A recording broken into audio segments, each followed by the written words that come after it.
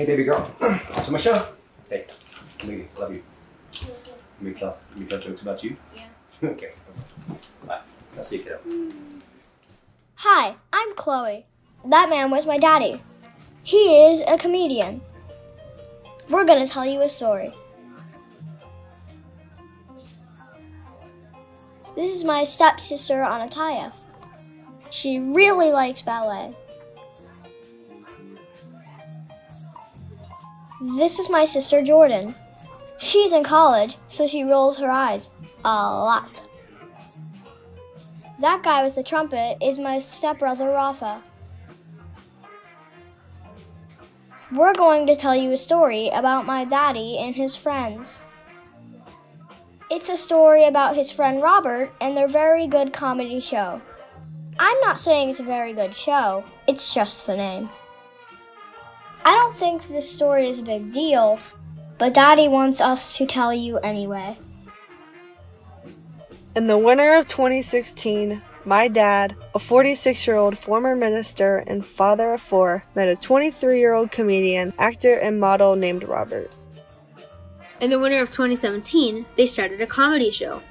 They found stages and built an audience. They had their friend Jeff bring his band. They hired many comedians. Some, like Jason, Nico, and Melissa, were regulars and became close friends.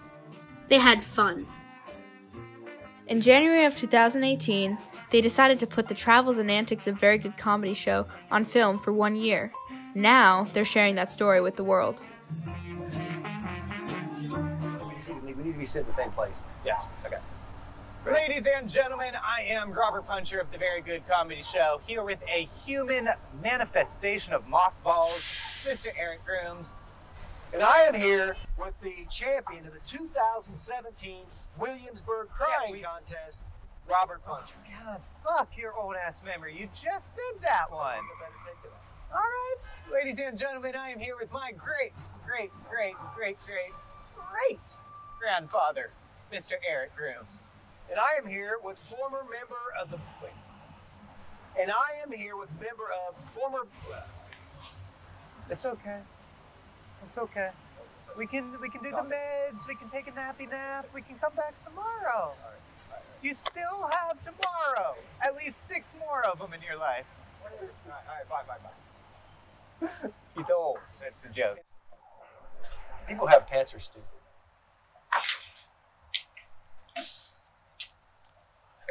Ladies, I'm Robert Punchur, and I love animals. The oldest living member of Zero Direction.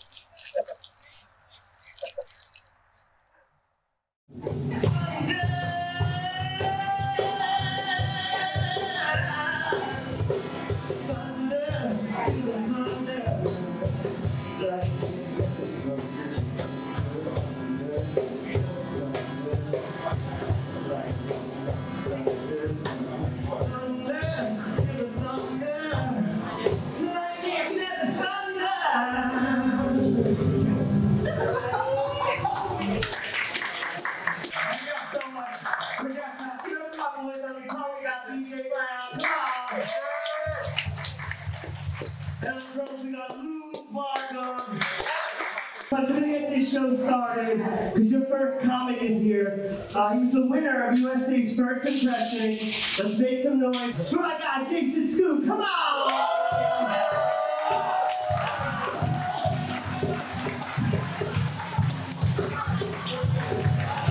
Hey, how we doing? How we doing? My friend Jeff, man, holy shit. God damn. It's good to be here. I'll tell you guys a little bit about myself. What you call ethnically ambiguous. Yeah. My mom's actually West Indian. She's from the islands, Trinidad, Tobago. And my dad's Polish. Yeah, like really fucking Polish. Like my dad's so Polish he makes you look Puerto Rican. That's how Polish my dad is. And then somehow I just came out looking like neither of those things. Right? Like somehow I just came out Jewish. Yeah, I'm not a political correct guy. Never have been, never will be. Thank you very much. Good night, guys.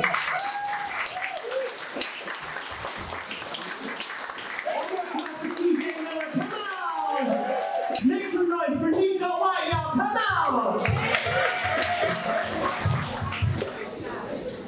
You know how when you walk into a conversation at the wrong time? That's what happened to me. I came in and I heard, who's pro-slavery? I said, what the fuck is happening?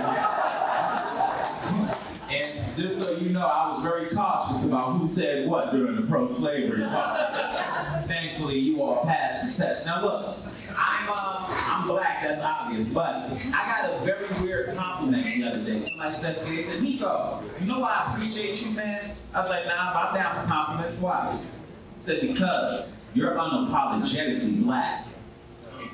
What the fuck does that mean? Who do you know that's apologetically black? What?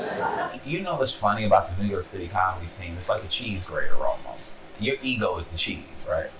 And over again, when you hit that grater, it is going to get shredded and shredded and shredded and shredded. But you'll find out that community is really small. You're only going to get a certain number of friends. You'll have a lot of people that you work with, a lot of people that you appreciate. But it's just like a job. Those co-workers. Everybody isn't going to be friendly. You know what I'm saying? But are you a nice person? Are you, and sometimes you don't have to be nice.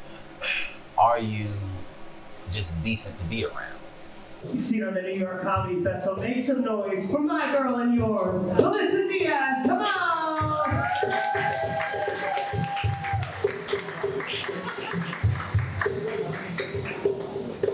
Right. Yeah, I grew up in the Bronx.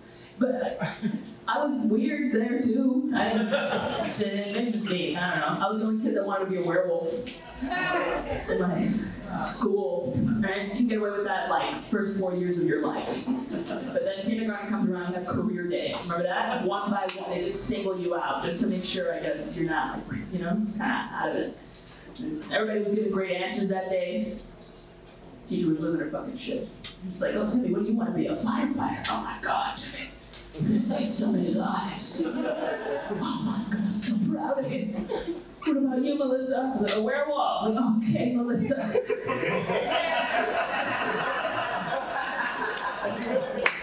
You know what? That's great. Special needs. I like connecting with people in a very controlled environment in which I don't actually have to hear what they have to say. Because that gives me anxiety. But I love people as long as they are about a foot or so away from me at all times as a group. One-on-one is fine. I can talk to people pretty well that way. 2, 3, 4, I start to break out in hives. I crawl into a corner. I hiss. I basically turn into your house cat. Next time, coming to the stage is a co-producer of the show. He's a very, very dear friend of mine. Make some noise for Punchur!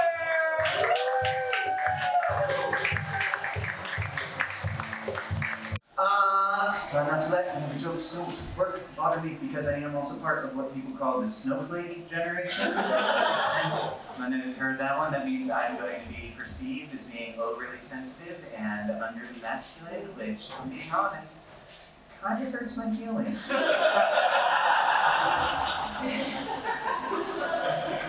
You need to start to realize what is good about yourself and to focus on that aspect of yourself and be able to continue to put forward that positivity, to continue to put forward that kind of self-care and care for others that you're surrounded by. And whenever you do that, that's poor terminology. That's poor terminology. Surrounded by makes it sound like trapped. And you're not, because you have that circle of support around you at all times. You guys ready for your final act?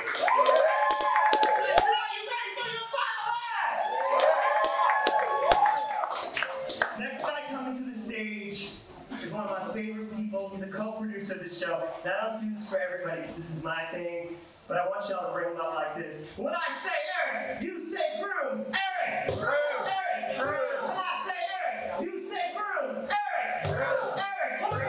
When I say Aric, you say Grooms. Aric! Grooms! Aric! Grooms! Make some noise for Aric Grooms! Come on!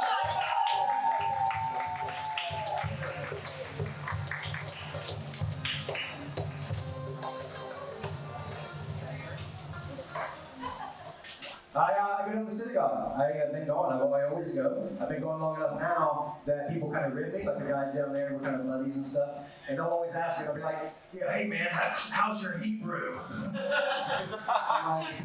Like, yeah, she's all right. She's over singing.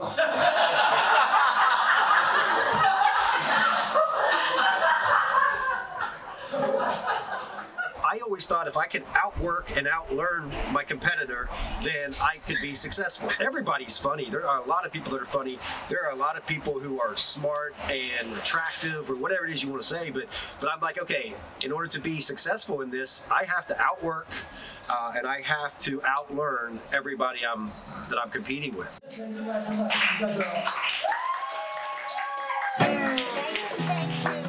This story that began in New York City has spread beyond. Very Good Comedy Show heads on the road regularly to entertain audiences around the country. Building a fan base is essential to the success of independently produced shows and new artists. Aric and Robert have taken Very Good Comedy Show to many cities and small towns. They've also taken some of their favorite artists along with them for the ride. Their goal was to build a broad fan base. They ended up creating a family. Yeah, sure. Yeah, I slept 3 hours. I went to sleep for the rest of my life. 7:30. We're going to Ohio, my hometown, Waverly. And then we're going to Wapakoneta up north in Ohio. Everybody's talking about how they can't wait to go to sleep, and so I've got to drive like 8 hours. So that's my life. In the pouring rain, but don't get scared when you still see the flame. 'Cause I don't remember last night. Did I fall in love or did I get in a fight? I don't remember last night. Not a goddamn thing. I don't remember last night. Did I fall in love or did I get in a fight? I don't remember last night. Not a goddamn thing. I don't remember last night. I was down and out. I was high as a kite. I don't remember last night. Not a goddamn thing. Speaking of cultural appropriation, what up, Stu? What's good, baby? Okay. Okay. Whole lot of gang shit. What's good? Why are you late? It's the fucking De Blasio, bro. 2 hours late.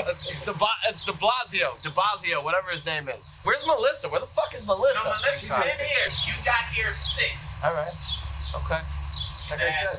But it's good to see you, bro. It's good to see you, too. Ah! There she is. Come here, baby. Y'all got fluid and all that kind of shit, water and all that. Huh?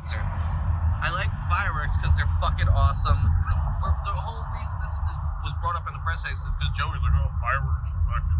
They didn't, like, he's like shitting on fireworks. Since I was 5 years old, they have not gotten better. What do you mean they have not gotten better? They haven't increased. Like I've seen. It's like saying jerking off hasn't gotten better. It hasn't changed, but it hasn't decreased. And there's always new fireworks. There's always new fireworks, though. No. Yes, bullshit. Macy's 4th of July. Every fucking year they upgrade. Fireworks? I feel like you've only had fireworks like one time. It was like that jumping jack shit that your uncle gave you and it popped you in your head. Get a mortar, right? You put it's like a bomb in a tube. Yep. That you just take home with you. You get screaming memes, Roman candles. Roman candles. Have you ever used a Roman candle? Yeah. How do you find happiness, Joe? Yeah. Not through fireworks. Huh? YouTube videos? Not through fireworks. Don't worry. You don't gotta say shit. You don't gotta say nothing. You can just sit here and run the count. Just have yourself a good time. Silent. Going, that was funny. To who, nigga? This a whole car of human beings and Punchur. It ain't none of us got to smile. Oh, thank you. Why do you not like mine? Something going on your child. Did you hate your mom? She used to spank him with fireworks. Is Punchur still on suicide watch? Does everyone keep an eye on him in shifts? We don't let him go across the bridge with us. That's why we're going through the tunnel. Right. Robert, is everything okay? He's okay. Yeah. If he wasn't okay, we'd be shitting on him. Who wouldn't be?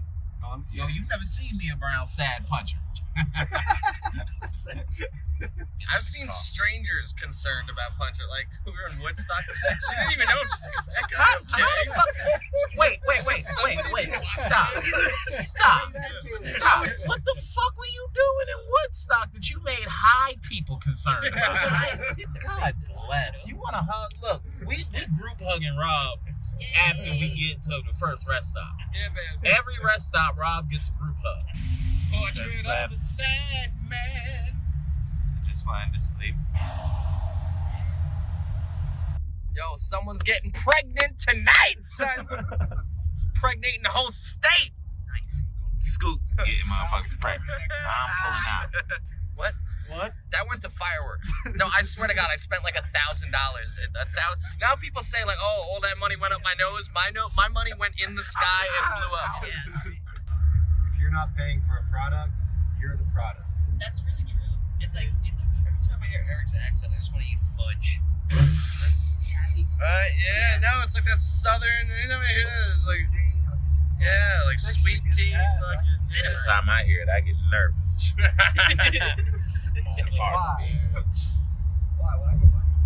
Eric fuck around and say my name 3 times fast. We might have a fight. I love Eric playing dumb like he doesn't know why Neko would be feel worried by his southern drawl. Like, Why ever would you? Why?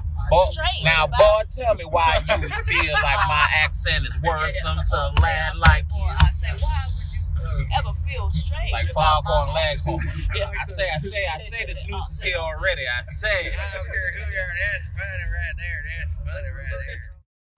You okay? Got coffee? What y'all do? You see? I don't need a lot of attention.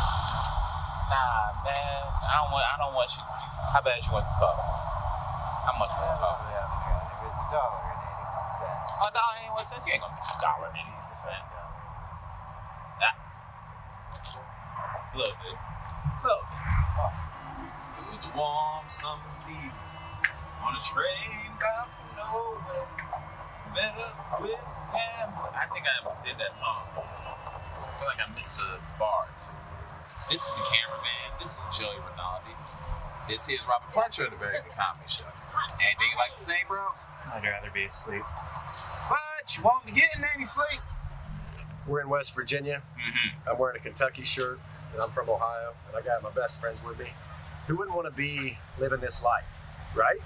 Right. It's amazing. The best. He ain't lying. Or it's the best friendship. No sensors in this car. Absolutely not.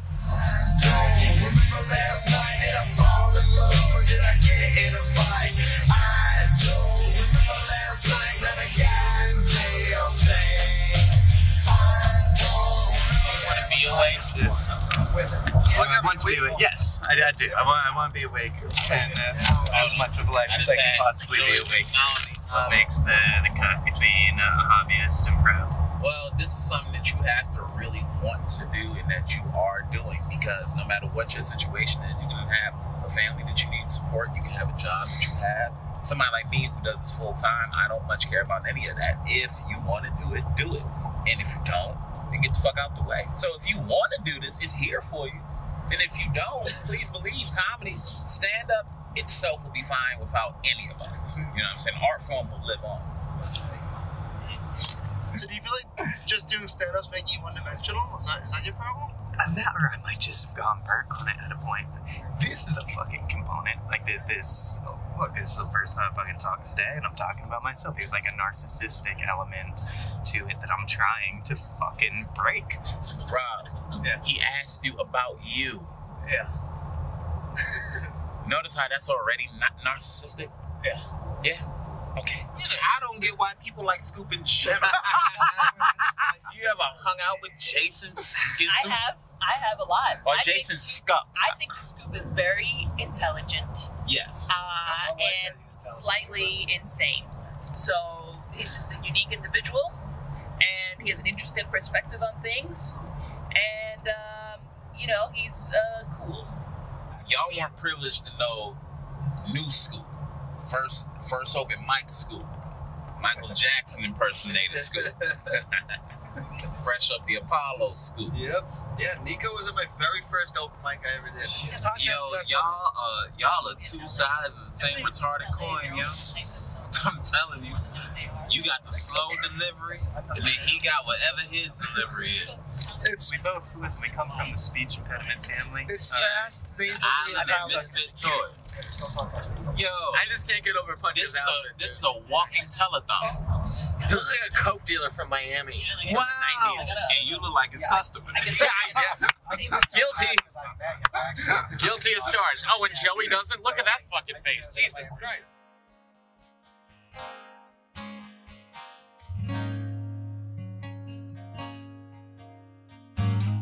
Crossing over the railroad tracks, Ohio 104.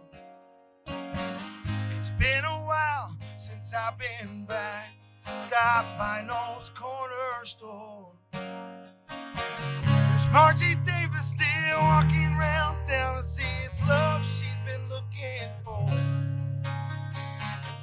And I don't get that feeling much anymore.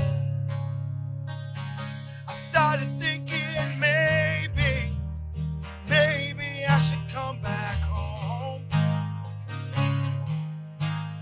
There's a buddy of mine said the plan's gonna hire if the levy.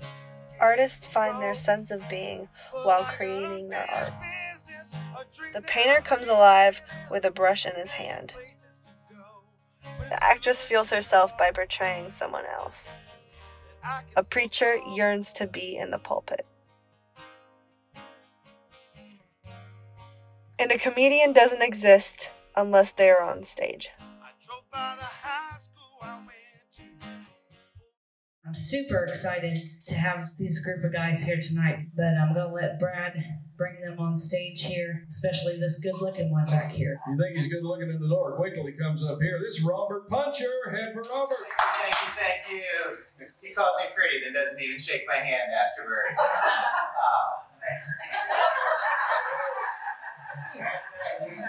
It smells like lavender. Man, I'm not a native New Yorker myself. I don't know if you guys can tell. I think it's kind of obvious. Whenever I came up here, I smile. All right. And New Yorkers not going to do that because they know that showing your teeth can be a sign of weakness. All right. That's actually the quickest way to make some New Yorkers uncomfortable. You just smile at them, which a lot of you are not doing for me right now. So I'm serious though. If you're ever there, you get on the subway, you look at the guy across from you, and you just go, "Hey, neighbor."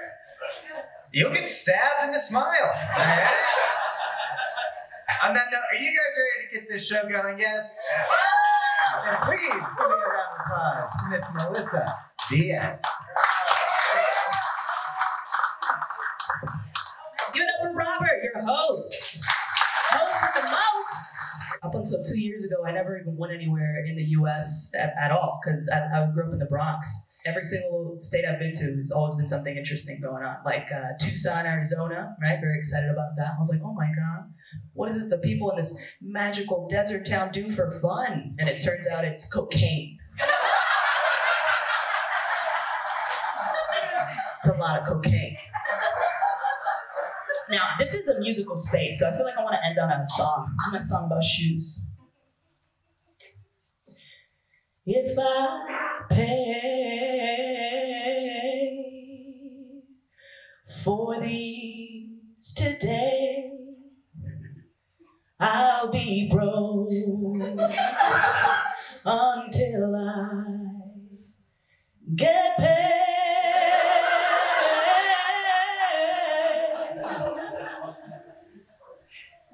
So I lay low, turn off my phone, eat ramen noodles, not pay bills or my rent.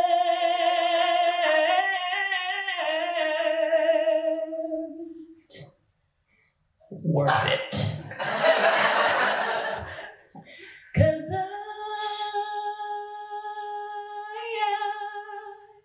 will always. I know you're feeling it, girls. Let's do it. Love shoes.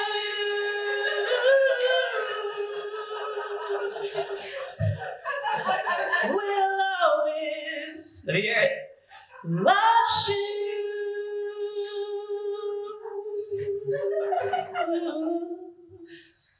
and even boots.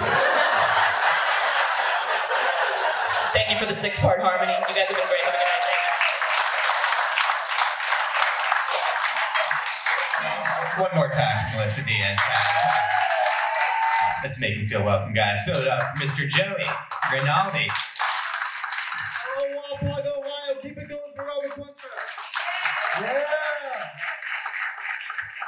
So, a little something about myself. My parents are first-generation Americans, which makes me first-generation white privilege. My whole life, my mom said, Joey, don't smoke weed. You have to go to a good college. And then I finally got to college, and everybody was smoking weed. My mom did not prepare me for college at all. And then I started getting bad grades in college, so my mom was like, Joey, we're gonna give you Adderall so you can focus. Now I'm doing drugs to stay in school. Do we see the irony here? Thank you guys so much. I'm Joey Rinaldi. Have a great night, everyone. We have the co-founder, co-producer of this show coming up the stage. Please make him feel welcome, Mr. Aric Grooms. Robert Punchur, everyone. Give it up for Robert. That's how he looks. He looks like that all the time. I mean, even like at Cracker Barrel, he'll show up looking like that. Women weep and young children cry. And waitresses drop their trays. It's awful when Robert Punchur walks into a Cracker Barrel. I love him. How about Missy? She did a good job. Missy Diaz, give it up for her. And also, guys, from the bottom of my heart, thank you for being part of Joey's Make-A-Wish. This is going to be a night he'll remember for the next 6 to 8 months. I'm a believer firmly in Jesus. No doubts. Yeah, give it up for Jesus. All right, I love it. But the religion lies to you, though. They fill you full of lies every once in a while. They're well-meaning lies, but they're still like not quite true. Like in Sunday school, my Sunday school teacher told me that we weren't supposed to drink liquor, and I said, "Well, what about Jesus? You know, water into wine." And my Sunday school teacher told me at 12 years old that's because they didn't have Pepsi back then.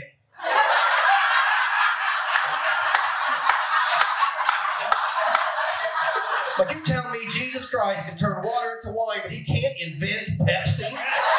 You guys have been great. We left up, we were here 6 months ago. We'll come back every time you have us. I'll leave you with this joke. Not really a joke, it's a story. It's real shit, you know. Oh, all this stuff is real. Not really. Some of it is.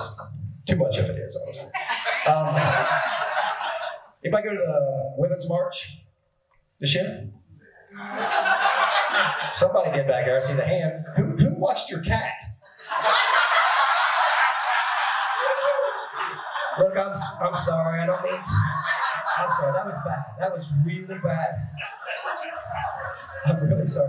I don't mean to imply that if you're concerned about women's issues, that you're also going to die alone. I didn't mean to imply that those two things are connected. Now, my wife asked me. She's like, "Hey, do you want to go to the Women's March?" And I'm like, "Hell no, I don't want to go to the Women's March." And so we're down at the Women's March. And what I loved about the Women's March in New York City was the signs. Everybody got to have a more creative sign than the other guy, right? So this one sign said, "You can grab my pussy, but don't touch my health care." And I said, "Deal." You guys have been absolutely amazing. Let's keep it going for Robert. Enjoy the rest of your show. Give me a round of applause for Mr. Jason.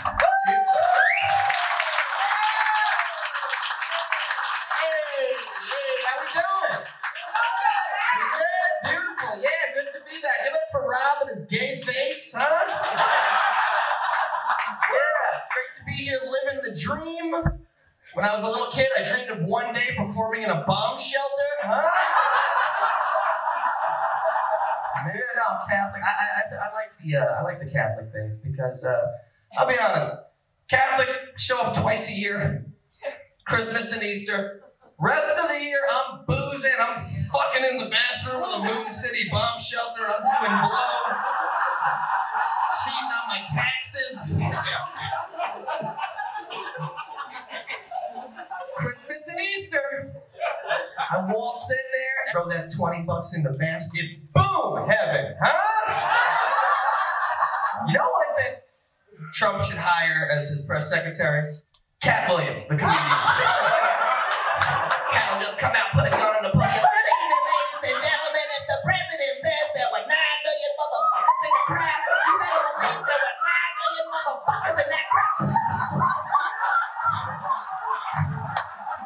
Y'all little CNN fake news ass pieces of shit. I will shoot y'all in the face.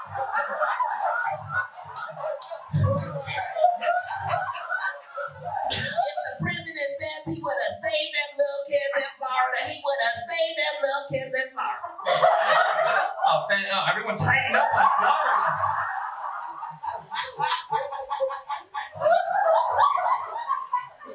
Little fucking activists, man. Parkland got me thinking, man. It's like, there's been a bunch of school shootings. Nobody ever fucking protested and shit, walked out. I'm like, what were all these other fucking school shooting killing? The Columbine just took that shit lying down. They just enjoyed that fucking week off. Came back on Tuesday like real goddamn Americans, baby. Thank you, front row. Thank you. Everybody else.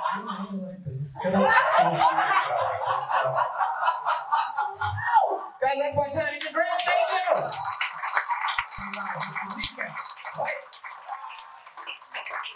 Thank you, audience. As far as how the applause go, that was mediocre at best, Whopper Canetta. I'm gonna need more. One more time for the applause. Much better. I have kind of enjoyed my time in y'all little part of town. Kind of. Just kind of. I want to say I had a great time. Fuck that. I want to kind of enjoy my stay here so far. The people are amazing, but like y'all need to get used to having black people around. Somebody came over to me and was like, just so you know, just to make you feel comfortable.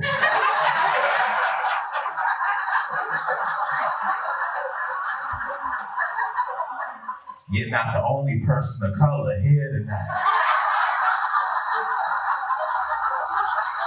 I was like, I've never felt more uncomfortable all day.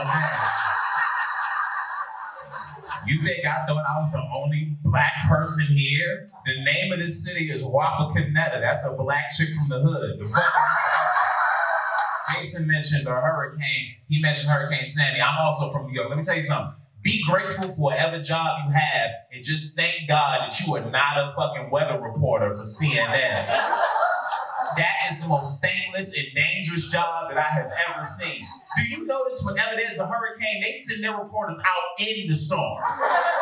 No. I don't mean before the storm gets there. I mean the hurricane is right here and the reporter is right here.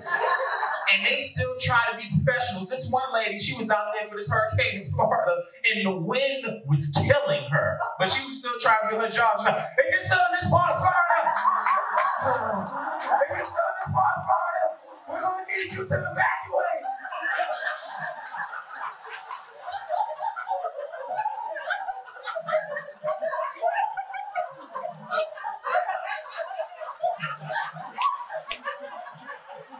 I'm sitting home like, no, you need to evacuate. Get out of there. That wind is killing you. Everybody you talking to is at home, safe right now. I don't mind my new neighbors, but I will say this, I kind of miss my old neighborhood because I'm a project kid. Now, you can always tell how good or bad your projects is by its nickname. So my project's given name is Taft.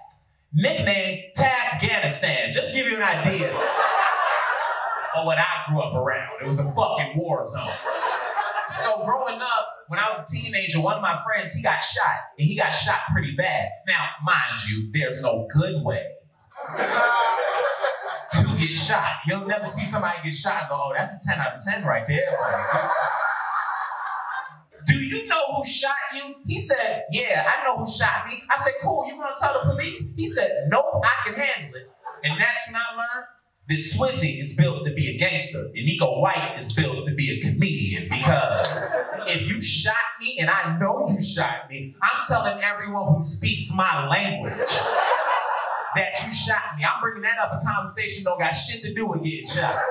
Neko, how is Whopper Canetta? Mike shot me. Mike shot me. Mike shot me. Give a fuck about Whopper Canetta. They not used to black people. Mike shot me.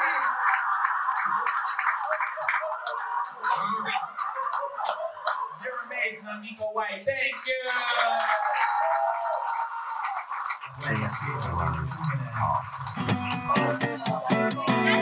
I didn't know, and I was daydreaming until I saw your face. Won't you come my way?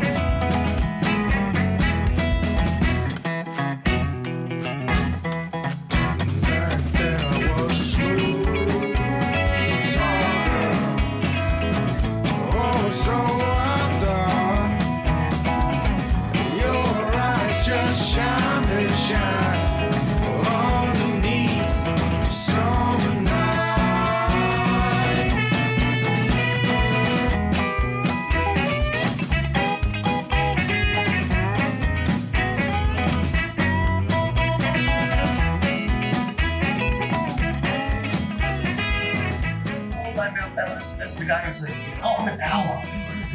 No, I didn't even notice you had teeth. I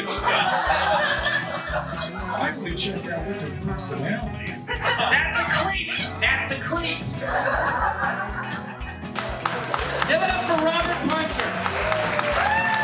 Serial killer number 3. Thank you. Jason Scoop, Neko White, Melissa Diaz, Aric Grooms, Joey Renati, all the acts you saw tonight. One more round of applause.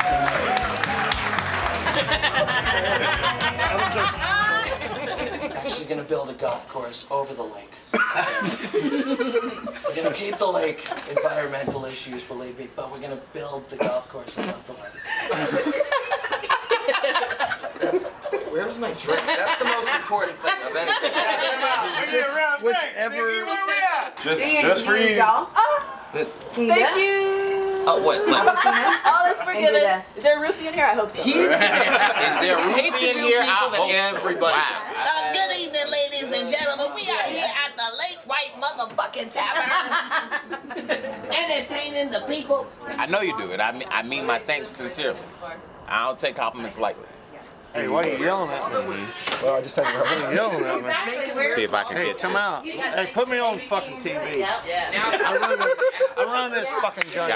Come out. You were fucking tremendous tonight, dude. Thank you, Captain. Appreciate it. Hey, I'm on camera.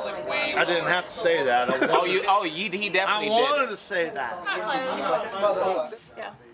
In my city, there is though.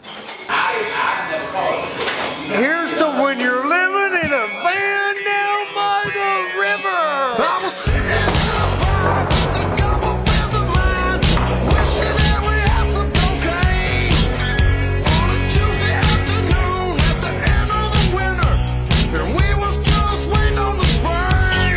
When this guy walked up to us and he asked us what's the fuss, told me he could ease all our pain. He said he is a pills, what he's got, and he will only tell me his name. I got powder in a pill, I got my prescription filled. I'm telling y'all it's called Adderall. Keeps you up at least today, no matter what they say. But at least you don't snort up your nose. Hell no.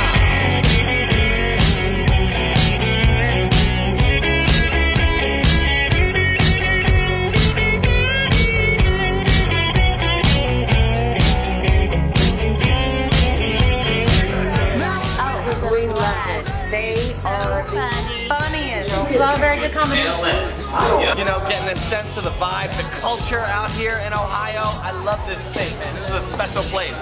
No homo. It's a special place. No, Matt was my roommate in college. What college did you go to? Huh? What college did you go to? Yeah.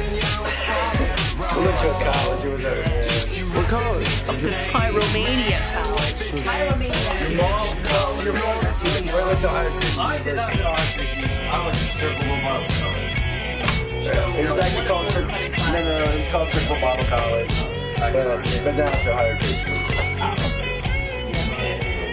Concept self-betterment. You are what you do. Not what you think, not what you say, but the actions you complete in this world are the most tangible representation of who and what you are. That's what you do. How tangible is this?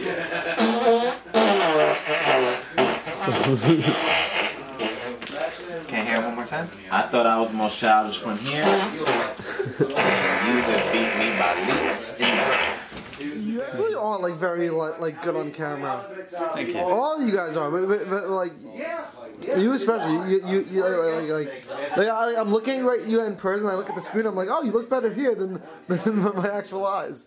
I don't know. Does that qualify as a compliment? No, it's a backhand. It's totally backhanded. You would make a great caricature. And this is not. I had. Where is the rest of my shit? I won the. Is it Uno with cards just spades? This is less than I started. Like, for the most part, but no. I would love to play spades, but I don't feel like teaching spades. I love to play some Uno. I'd love to play some Uno. That'd be nice. Okay. This poker game would be great if Matt isn't an asshole and blows my winnings all over. Wait, so are we playing poker or Uno? No, keep going. Let's do Those this. games even slightly similar. Yeah.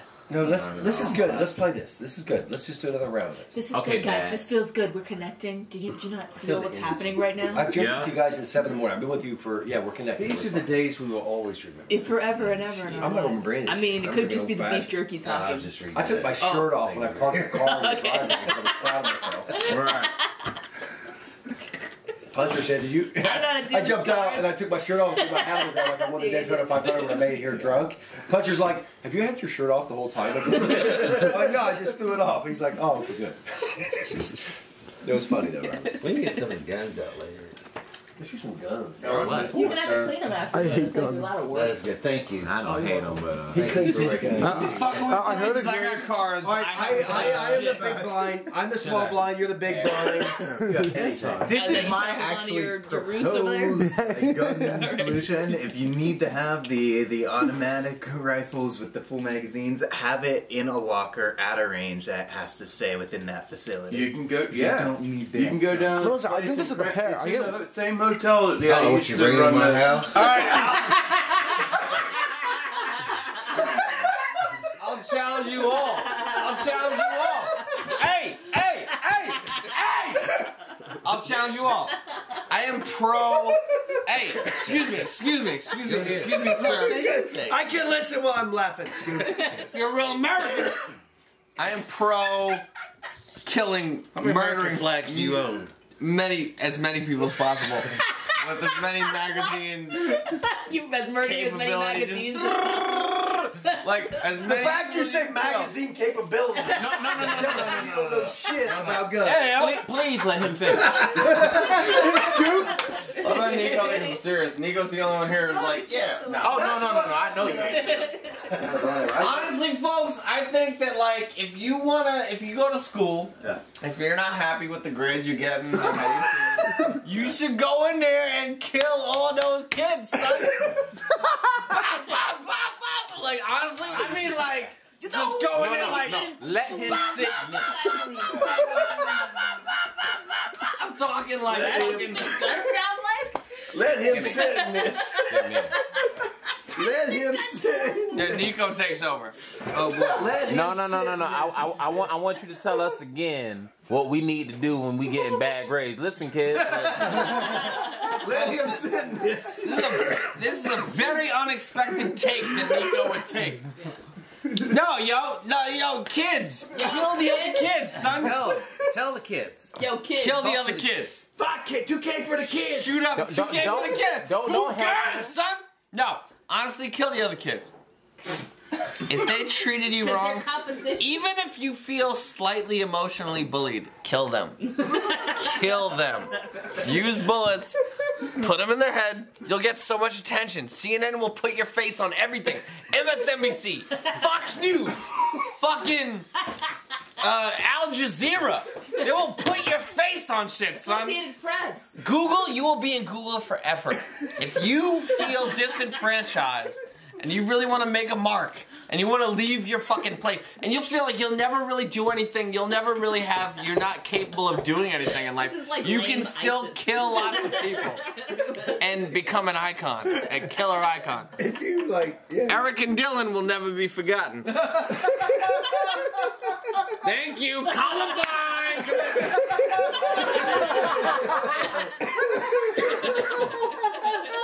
This is what this does to you, kids. Stay away from brown shit that looks like this.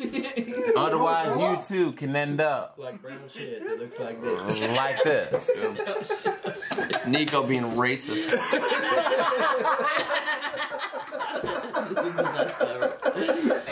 All this, it's funny because the best shit is never on camera. Scoop tried to end my career on Facebook. You know what I'm saying? For some shit I wasn't even involved in. Took it down. Yeah, nah, fuck that. Jason decided he wanted to watch videos of lynchings and then gonna go to Facebook. White women definitely have more privilege than white men. You can look at the lynchings and only they look like they having a great time. I bet. Then he closes with this. I've been in the car with Neko White for too long. I'm like, I ain't said shit. I've been playing chess for 2 hours. And I've been shitting on cameraman so this whole car ride. Now I'm screenshotted, can't do no shows in Williamsburg because you want to play.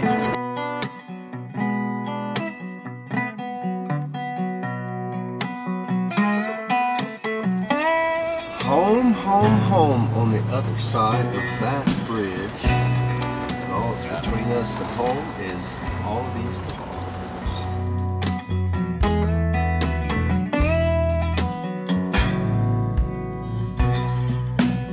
Alright, we're here. She stood as you broke through the wall.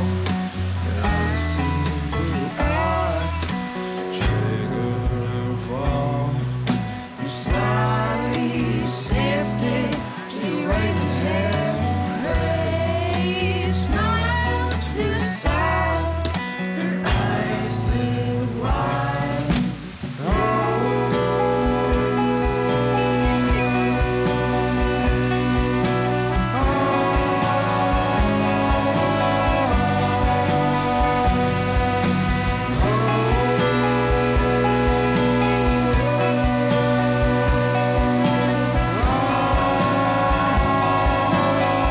Peace out, cameraman. Every New York City comic dreams of selling out the Beacon Theater or even Madison Square Garden, or at least closing out a show at the Comedy Cellar or headlining a weekend at Caroline's. That doesn't come easy. So, until that happens, there's a lot of work to be done. You produce independent shows, you work at the lesser-known clubs, you do everything you can to stand on a stage in front of any group of people. It doesn't stop there. There are so many other people working to make comedy their life. In New York City alone, there are hundreds, if not thousands, of comics, actors, and producers. Some seasoned, some new, some successful, and some not. But each one has a unique perspective, and each one adds their own spice to the story. Just want a platform to share. Robert Punchur talking all kinds of bullshit. That's all he's doing, just talking some bullshit. I think I found a lot of my confidence through comedy. For me, that's my goal when I go on stage is to have fun. Best sets that I have are the ones where I'm having fun. Don't fall in love with your work. Be ready to change it. Be ready to modify it. Keep going and keep pushing on your own thing. Don't worry about somebody else doing better. Just pushing on your own thing until you're gonna get better. If you're doing better than you were last year, you're doing it right. Comedy is beautiful because it's honest.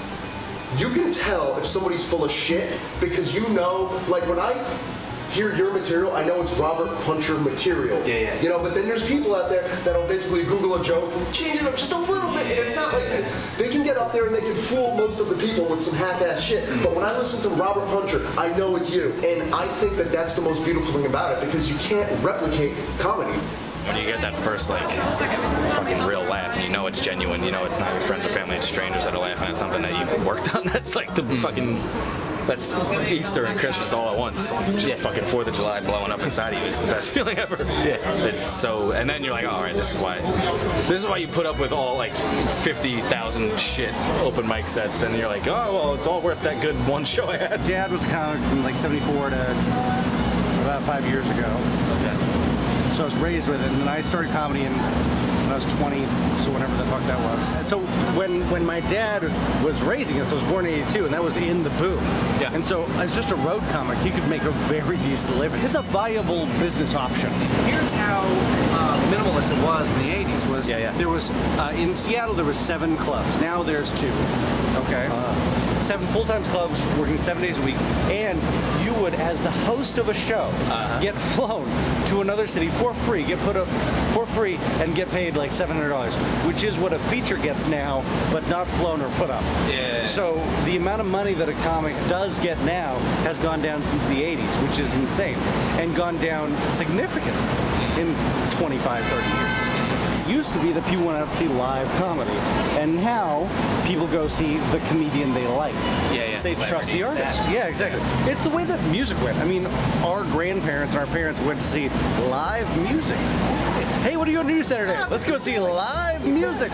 Some of the greatest stand-ups will be in some shithole club. And you're like, why haven't you been found? Why aren't you thinking? It's because, well, they didn't do all of the things necessary to create their brand and to sell themselves. And so much of stand-up has become a business more than an art form, and you have to marry the two if you want any success whatsoever. Well, I think the detriment of the system before was somebody else chose you, and now there's no bosses.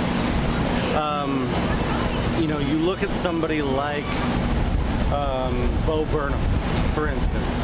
He became completely successful off of making YouTube videos in his room when he was 14. And he's a fucking millionaire now. He did it a little different. It wasn't completely different. He did it very well, and a certain group really clung to it. And he became famous off of it. You don't have to recreate the wheel. You just have to define what your wheel looks like. Here's the other side of it. Mark Maron did TV shows, he did stand-up, he produced 3 albums, he had HBO specials, he had all the shit. Nothing hit. Everyone chose him. Then, when he threw away everything that everybody told him to do and did the one thing that he was like, fuck, I don't know what to do, people gravitated toward him. Hello. Just hello? That's all I got right now. Alright. I'm Dan Lateman. Wait, you're not gonna welcome them? Alright, fine. I mean, I said hello, yeah, the people need to be welcomed. Hey, let the ambulance pass. Somebody's dying. I've got to a point in New York City where I'm actually less comfortable when there aren't sirens. Because I'm like, actually, oh shit, they've stopped responding. I totally get that. I really need to get out of therapy here. Go for it. Okay. Boom. Huh? What? We're probably saying horrible things in Alien. Your mom's a bitch! Oh man, I met your mother once. She was really nice. Yeah. Oh, she's a lovely person. Yeah. Yeah. Okay. Fruit Loops is introducing a new flavor, Wild Berry. Not to be outdone, Lucky Charms is introducing their new Irish Broken Home Marshmallow. It tastes like Guinness and sadness.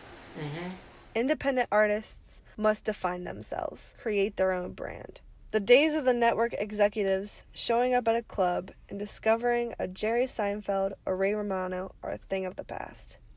They have to create their own opportunities. Podcasts, web series, small acting parts, whatever it takes. Some hold jobs outside the industry. Some make enough money doing comedy to live. Others are struggling. But the one place they are all at home, the one place they all love, is the stage. I don't get along with Dominicans or Puerto Ricans who don't like to admit how black they are. That pisses me off. Bro, if you call them black, they act like you punched them in the stomach. You're black. Oh, Poppy, no. Poppy, stop, Poppy. Poppy, please, Poppy. I know black. I know black. However, they use the N-word like they own slaves right now. But as soon as you tell them, yo, you know y'all black too. Whoa, whoa. Poppy, I know black. I Spanish. That's a language, asshole, and you can't be a language. A doctor from New York City went to Africa. He contracted Ebola. He came back to New York City. He then rode the subway all over the city. All over. No one else got Ebola. I'm a Christian. Same reaction I get down to my wife's synagogue. Stunned silence. I went with Aric, the other comic. We were in Ohio, and you see there's all these other types of Christianity, and it's like they're fucking intense with it in Ohio. You know, it's like, what do you have for breakfast? Jesus! What time do you get to work this morning? Jesus! It's like, whoa, bro! I was talking to a comedian the other day, and I mentioned my wife, and he said, wow, I never would have thought in a million years that you had a wife.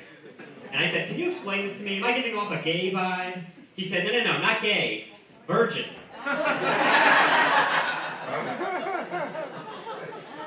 I'll tell you this, I might look like a virgin, but when I was single, it was bitches left and right. Like, I couldn't even walk down the street without someone calling me that. Few would argue that New York City is the heart of the comedy universe. You could even say that Los Angeles is its brain. But the Very Good Comedy Show crew has found that the soul of comedy is everywhere else. There's only one thing that I need to know. Whose side you on, baby, whose side you on? Yeah, I got the devil on the blues. Been knocking around New York City. Well, the roll you're going down. Sticky grades together.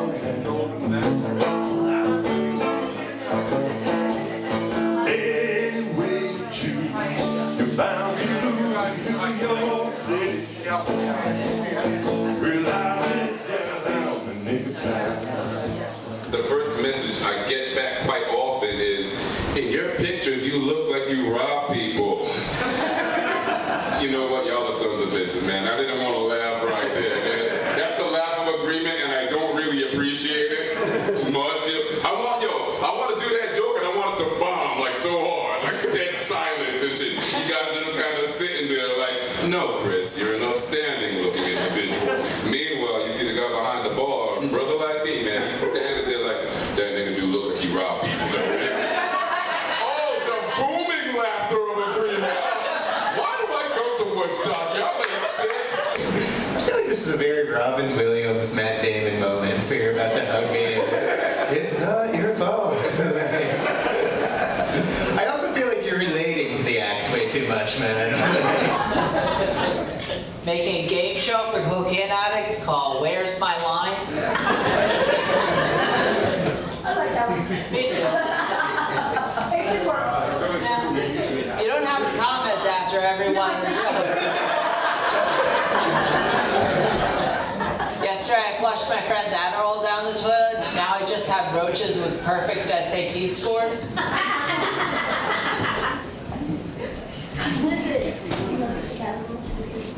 Oh, okay, they See,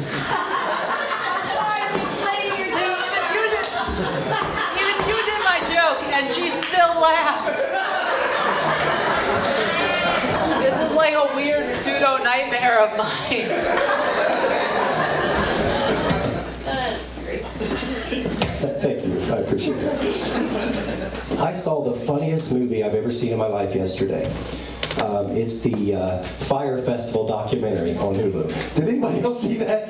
If you don't know this, there was a festival. This guy convinced people, rich, mainly white people, to go to the Bahamas for a music festival that did not fucking exist. It was nothing. He was promising all these deluxe combinations, and Kendall Jenner's going to be there, and Ja Rule's going to be there, and you're going to come, it's going to be great, and you're going to eat like a 5-star restaurant every single night, and all you got to do is give me $250,000. They like, yeah, shit, got to do that. And there wasn't nothing there. They had cheese sandwiches, not even grilled fucking cheese, just cheese sandwiches. I'll tell you this, I come from a working class white family, and there is nothing more that we love as working class white people than to see rich white people not getting what they want. Yeah, clap it up, yeah. And then they're like, I can't believe it, we're stuck, we're stranded. I'm like, you're in the Bahamas, people live there. You're not fucking stranded. You got Wi-Fi, you're posting this shit. You're not stranded, you rich cocksucker. sucker. Guys, you have been absolutely amazing. Give it up for Jessica.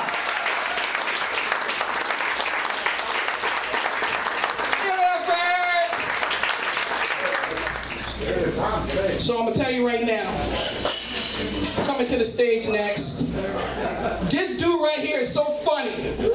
I love to see him every time I see him. Hey, y'all better put some money in the damn bucket, that's all I know. This dude right here is on the USA Network. First Impressions with none of, is that real? That's real. Is that real? That's right. Dana Conley? This motherfucker a celebrity. Y'all better put some money in the bucket for him because he gonna be looking for something. Give it up for my boy, Jason Scoop. Oh my Listen to Jessica, everybody. That's one bad bitch right there. Holy fucking shit. This woman hosts this show like a fucking pimp. Jesus Christ. She's like, y'all better put some money in that fucking bin. You're looking for the most aggressive comedy show host of all time. Holy shit. I'm doing okay though. I've had 6 different women.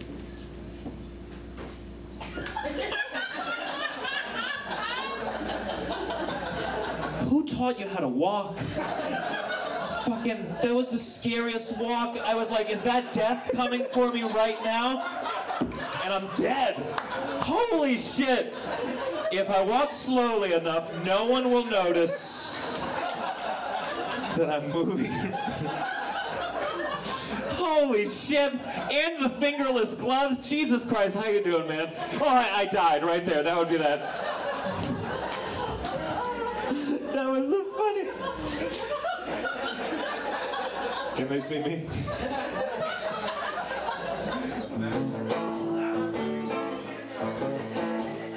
Any way you choose, you're bound to lose in New York City. Realize it's got out the nick of time. Realize it's got out the nick of time. Realize it's got out the nick of time.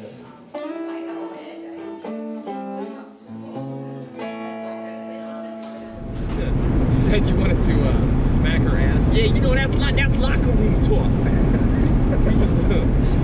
we was across the street from a gym that actually contained a locker room. In the fall, Aric, Robert, Jason, and Melissa took another trip to Ohio to do shows for the Friends in Wapakoneta. They'd find the people great as always, and the shows were lots of fun. Unfortunately, they'd also experienced some of the uglier parts of being family. Very good comedy shows running in Wapakoneta. Y'all ready for it? Yeah! When he I'm just gonna sit. Is that okay? Yeah. I feel like Bill Cosby. You see, niggas up in jail. Remember you always used to sit? Now I'm like dropping. I'm doing a TED talk up here now. Cosby, Cosby, Cosby, Cosby, Cosby. Some people think Bill Cosby's gonna get raped in jail. Whoa. Yeah, I went there. But the thing is, look, it's not gonna happen. It's not gonna happen. Nobody's gonna rape Bill Cosby. Ew. Like, yeah, right? Put yourself in the prison rapist's shoes. You're a low-down, dirty prison rapist. You're like, yeah, you know, see this, who's the new guy? 21, tatted up, working out, just stole a car. You're like, nah, I don't want that. Who is this 89-year-old?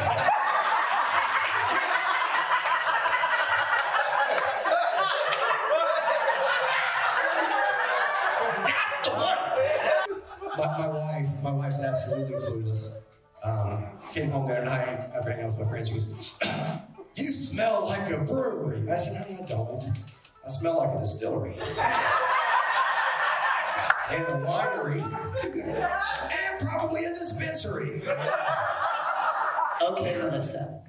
Let's just say you could be a werewolf. What would you want to be instead? Yeah, and I remember just this ball of anger forming in my solar plexus, right? And I didn't have the words for it back then because I was 5, right? But I do now. So what I was thinking, what back then was, this fucking bitch. I thought this was America. You know what? I'm gonna become a werewolf, okay? Because I'm gonna study so hard, and it's gonna happen. And I just spent 15 years watching werewolf movies, right? Just reading werewolf books, just training. But now as an adult, I think about it. Every once in a blue moon, I'll wake up naked in a strange place. To let you guys know a little bit more about me, for 15 years before I started doing comedy, I made my living as a bartender and a lunch lady. And I'm gonna let that shit sink in for a minute. Yeah, what that means is, I got people like you drunk at night, and then I served your bastard kids meatloaf during the day. I learned a lot during that time. I learned that bars and kindergarten are kind of the same concept. Stay in your seat. Use your inside voice. Don't touch other people. Don't piss yourself. Don't shit yourself. And I don't know how it is up here in Wapakoneta, but if you find something that looks like paste in a bar in Chillicothe, don't eat that shit. Hey guys. Hello. Butler is the name of the town. Has anyone ever heard of Butler, Pennsylvania before? Yeah. Small town. Little tiny town. Located just between Pittsburgh and Walmart. And that's how he pays his rent. Because he's suck a dick on occasion.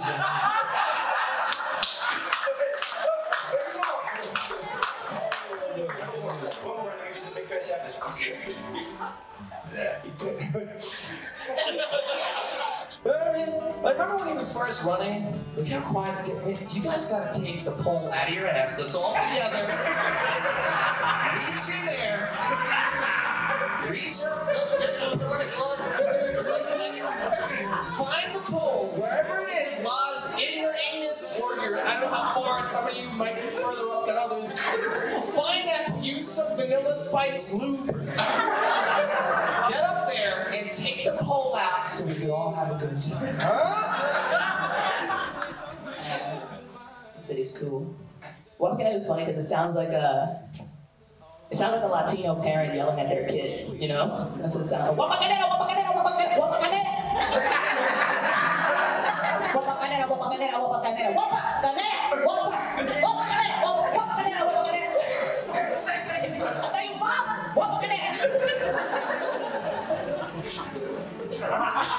I just can't get out of my head the last words my son ever said.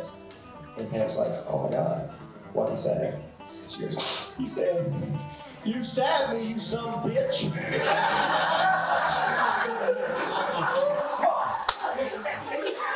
It's true. It's true. Again, absolutely true story. So you see how Aric and I got out of that mess and turned out to be model citizens. This trip to Ohio was a microcosm of the comedy story. Fun times on stage, lots of friends, family, food, and drinks.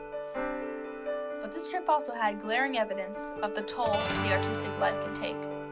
Often, the stresses of the comedy life aren't easy to detect.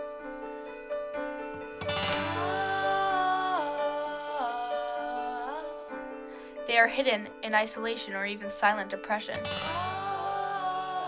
Or they are masked by drug or alcohol abuse.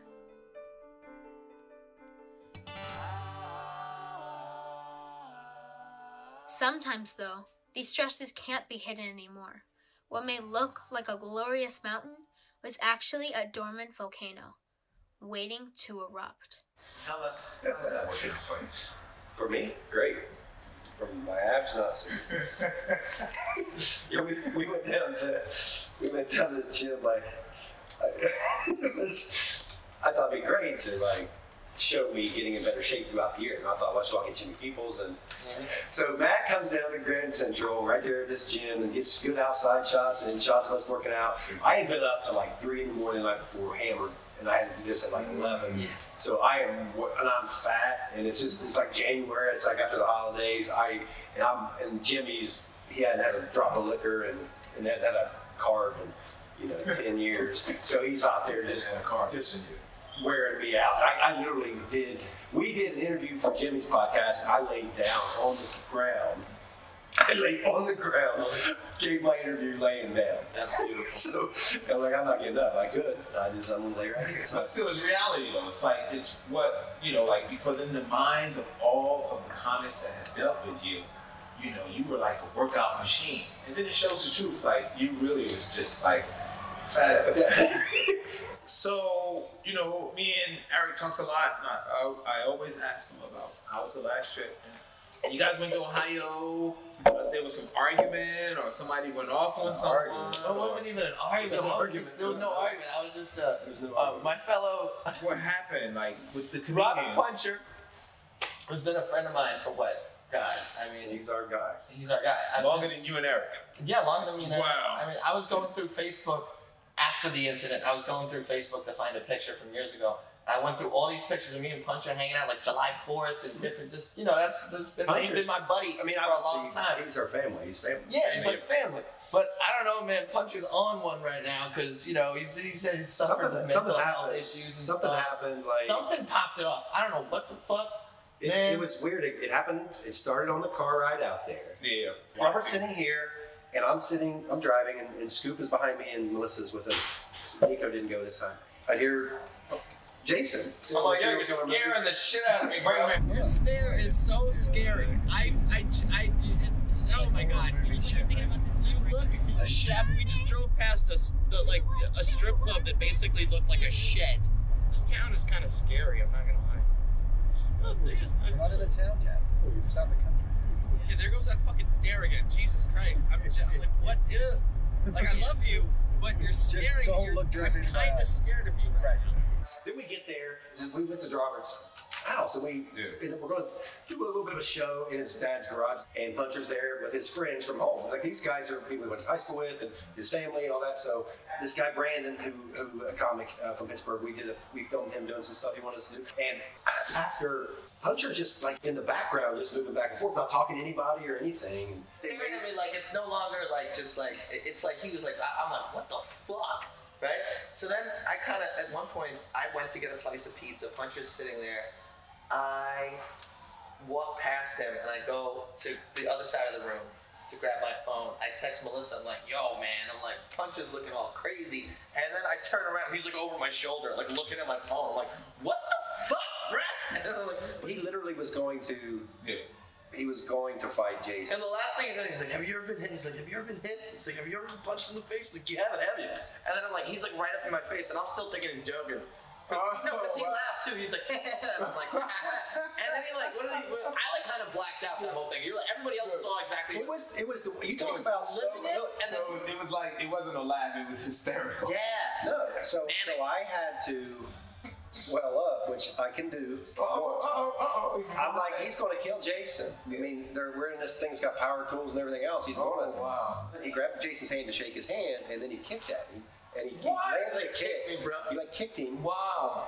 And so there is when I went and grabbed Robert off of him and grabbed him by. I looked him right in the eye. Good thing I had my knight in shining armor. I said no. I said his mom and dad are in there. I said no. I said this is not happening. Tell him about on stage.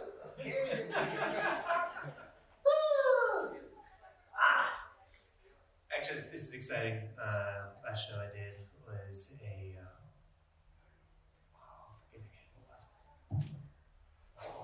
I think I was actually forgetting there. That's not part of the act. You always kind of act like that, but not to that extent. Couldn't last 3 minutes. It was 3 minutes. He couldn't remember his joke. He asked me from the stage what one of his jokes were.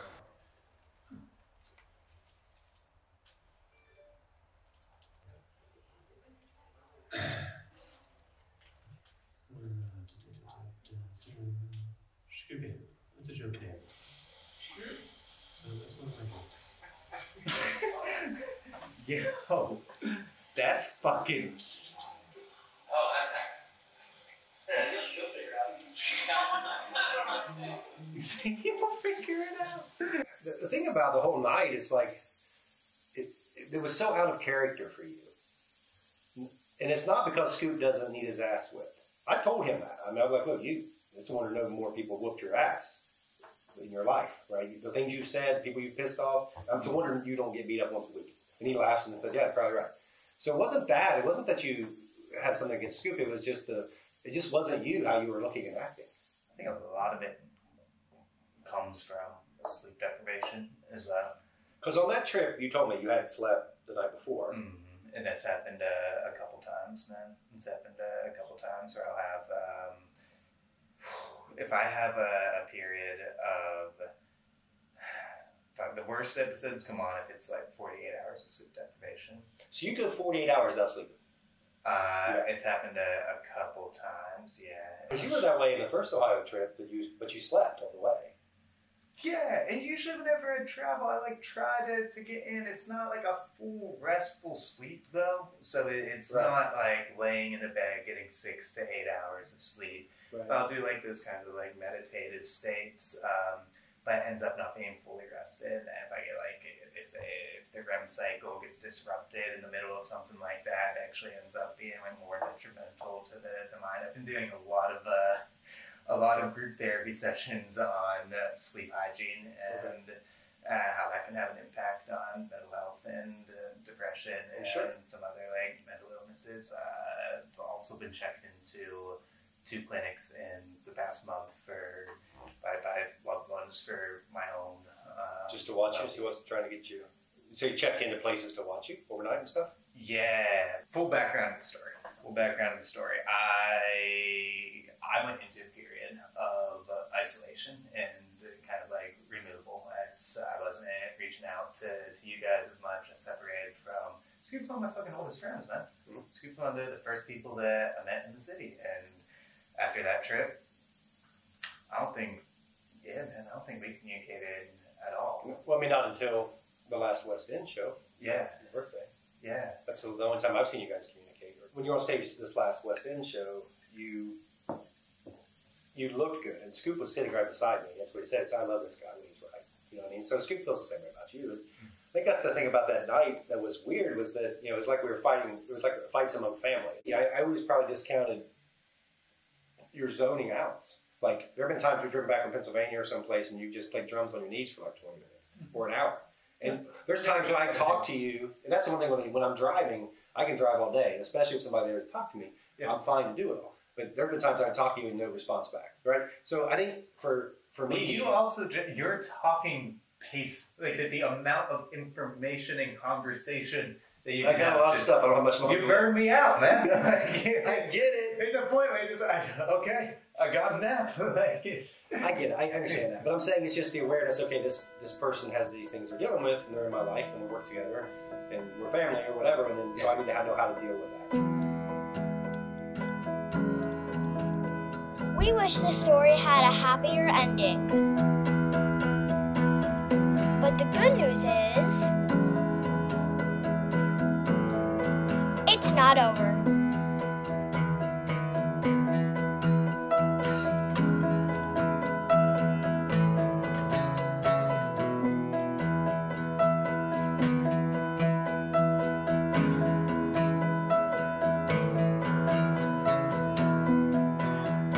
Nothing about this job makes logical sense, right?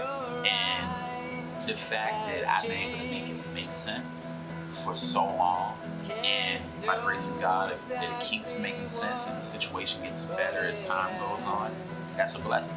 How many people really get, like, legit get to say they do what they love doing? I almost feel like I'm cheating. I've been a certified adult before a lot of people my age had to be certified adults. I was paying bills before a lot of people my age had to pay bills. And I'm appreciative of that. That means a lot. I'm glad I found stand-up. I didn't know it existed. I know it doesn't make any sense, but it's not very, I don't know, introverted family in the Bronx, you know? It's like not many opportunities to know that was something that still still being done to this day. I didn't know for years. So I found stand-up kind of late, and I'm glad I did, because everything in my life kind of clicked once I did find it, and I discovered that it was like a thing that it was, you know, makes you feel fulfilled, super enjoyable, and it makes you, you know, makes me feel happy. So yeah, I guess if you're kind of getting up there and you're not like 19 and you already know that you want to be a mountaineer or some shit, don't be impatient. Don't be don't give up. You know, sometimes you could be a late bloomer, and that's okay, because you never know when everything will click and you'll find the thing that, you know, completes you, even if it's a cat. Also, I love my mom. I feel like there's so much humor to be made of Trump and the whole thing, but without just being like, oh, he's evil. He's putting kids in cages, you know what I mean? Like, they've been putting kids in cages, you know? So as long as we're alive, there's always going to be a kid in a cage somewhere, you know? Oh my goodness. I love when people yell at me and scream at me because I never react angry back. I always just usually like kind of like laugh because it's funny to me. And then that makes them even more mad, and then I win. In a way, I sort of have that power over them, which is great. Dude, that's where the fucking focus is at now. What do you mean, where's the focus? Familial. People I care about. People I care about, people I love, people that are around me. So with comedy, that's why I want to write more. If I can do it more in a sense that's informative instead of a lot of the earlier stuff, a lot of material that I still do will just kind of be self-deprecating, which doesn't really help. Have you ever thought that maybe the person you're putting out there on stage isn't the real you? Probably. Yeah, right now the version of myself that I perform as whenever I'm on stage is like this built up, like, model comedian is the fucking like business card that I use for it a lot of the time, and it's not necessarily fully reflective of who I am as a person. A lot of people get into this and they think that they need to be famous, and the problem with that is it's hard to be famous. And it was not hard to be famous, it's just hard to be famous doing this. It takes work. People don't realize it's a long game. A lot of hard work, and it's yeah. Every time I do something well, it's like I cannot wait to do it again. It's like, just because I had a great juicy steak doesn't mean I don't want to have another one tomorrow. It's just addicting to be able to have the next project. I'm not satisfied at all. I'm happy, but I think there's much more to do, and I think I want to see my family succeed, and I want to see my friends succeed. There's nothing more satisfying than hard work paying off.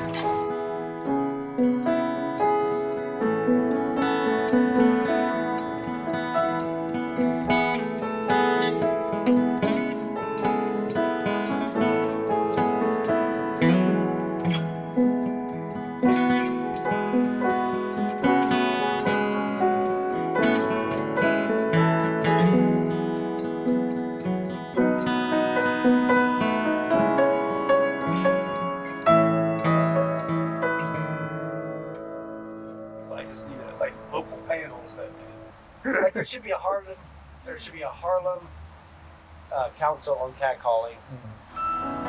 Just to say, right. Sorry, Barry, you're 61 now.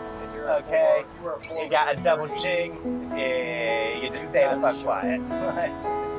You can't talk. Your compliments don't come out. Yeah, I've not felt threatened at all. I'm drinking whiskey on the street. What you do with your wife in America, even in Harlem, you drink whiskey on the street.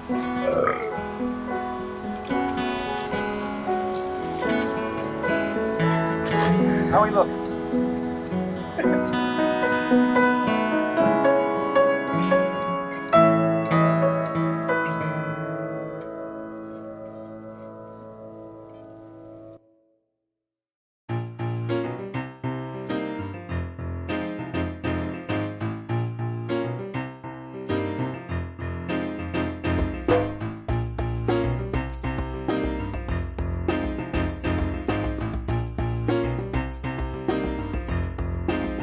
What the fuck does it mean to be an adult? Do I pay my bills? Do I take my pills? Do I fake my skills? Do I buy in bulk? What the fuck does it mean to be an adult? Go to bed on time, work a 9 to 5, drinking wine, get a watch that checks my pulse. Oh, up at noon every day, loading bowls of weed and cereal, hiding all my problems behind my materials. This life after college is one I did not foresee. That's what you get when you spend 4 years sneaking by with an art degree. Oh, when it hits you the most, when you're lying in your bed, and it's that moment you know that your childhood is dead. The more you try to bring it back, whoa, the more you fall behind, thinking, has my life lost its meaning, or has my meaning lost its life? What the fuck does it mean to be an adult? Do I pay my bills? Do I take my pills? Do I fake my skills? Do I buy in bulk? What the fuck does it mean to be an adult? Go to bed on time, working 9 to 5, drinking wine, get a watch that checks my pulse. Oh, I don't wanna grow up, I wanna be a Toys R Us kid. I wanna come home covered in mud and get stickers for the things that I did. When everyone gets a trophy, there's no losers and we all win. And then as soon as you grow old, you're suddenly told life's just not that even. Oh, if the rich and the poor kids can get along just fine, then why, when we grow old, do we all divide? Yeah, man, I just pay my taxes, man, but no one seems to care. Should I try and make a baby? Should I cut off all my hair? What the fuck does it mean to be an adult? Do I claim my spouse? Do I break my vows? Do I paint my house? Do I buy a boat? What the fuck does it mean to be an adult? Do I shave my chest? Do I change my quest? Do I stop doing meth? Do I start doing coke? Being an adult might be better than it seems. I get to drink and smoke and gamble and buy nudie magazines. And if my life feels hard to handle, then I'll just think about my dreams until I open up my wallet and feel nothing but a breeze. Nothing but a breeze. What the fuck does it mean to be an adult? Do I pay my bills? Do I take my pills? Do I fake my skills? Do I buy in bulk? What the fuck does it mean to be an adult? Go to bed on time, work a 9 to 5, drinking wine, get a watch that checks my pulse. What the fuck does it mean to be an adult? What does it mean to be an adult?